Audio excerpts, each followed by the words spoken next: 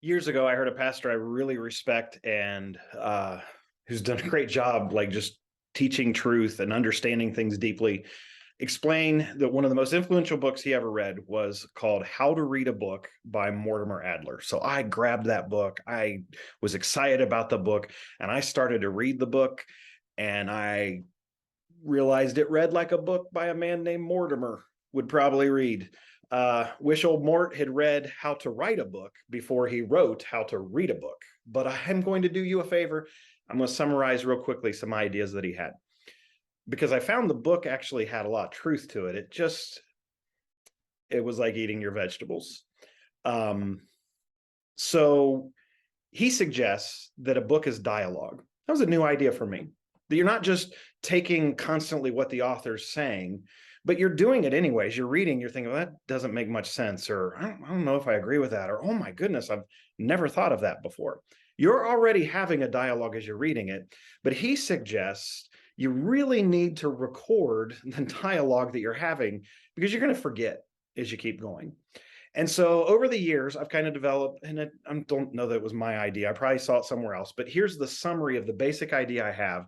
And when suggest with you, this is what's going to prepare us for our discussions for GSA. One is a highlighter. You're going to want to highlight main thoughts, main points, things that jump out at you in certain paragraphs or statements. And so highlights are super helpful. That can be highlighting the other things we're going to talk about, or it could be highlighting something unique about it. But you're going to want a highlighter, and you're not going to want to highlight the whole page. You're going to want to highlight just certain things. But then I'm going to recommend you get 3 different colored pens.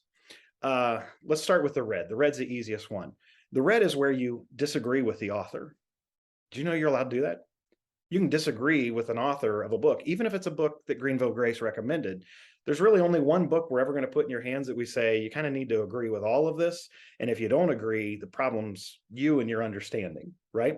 Every other book written by a man is going to have some things that you and I might find ourselves saying, I don't understand this, or I don't know that I agree with this right now. You're going to mark those in red. You're also going to have things that you go, man, that's a great point. Or, wow, these 2 pages could be summarized with 3 bullet points that I know are covered within these 3 pages. That's going to be your blue pen. It's going to be things you agree with, summary statements, how you'd summarize the thoughts you had that are like, oh my goodness, this is another great illustration of what the author is talking about. Write those things in blue. There's going to be a black pen that's kind of in between. Maybe the author's making a point and you're like, I don't disagree with what he's saying, but I think there's more. I think he's leaving something out. I wonder how this Bible story fits into the paradigm that he's drawing for it. I wonder if this situation is an exception to what he's saying. That you're going to write with a black pen. Now, here's what's super cool about it. You might, at some point in your book, have a red marking of saying, yeah, I don't agree with this. The author's forgetting about such and such situation. And 8, 10 pages or chapters later, he actually addresses that, and you realize maybe the author wasn't wrong. Maybe I was. You can go back to the red spot and mark answer on page 89 in blue. And when you're going back and reviewing, you go, oh yeah, I remember that's where I disagreed. Here's where I came to agree. And that can even help you in your train of thought. And that might help in a conversation for somebody else who's struggling to come along. Same thing, something you write in black and you say, aha, but as he thought about the parable of so-and-so. And then 3 pages later, he says, and here's how it applies to the parable of so-and-so. You go back to that black section, you take your blue marker or your blue pen, and you write answer on page such and such. And it helps you have a dialogue with yourself. What was I thinking? What was my, what was going on in me as I was reading what the author was saying? We get together, that's basically what we're going to do. We're going to talk about, hey, what jumped out at you in the book? What'd you really appreciate? What was something new you learned or grasped, or what was your aha moment? What was it you disagreed with about the book? Where do you think the author missed the mark or didn't make much sense? Maybe something you wrote and read and just saying doesn't make sense. Someone else in the room will be able to help explain it better.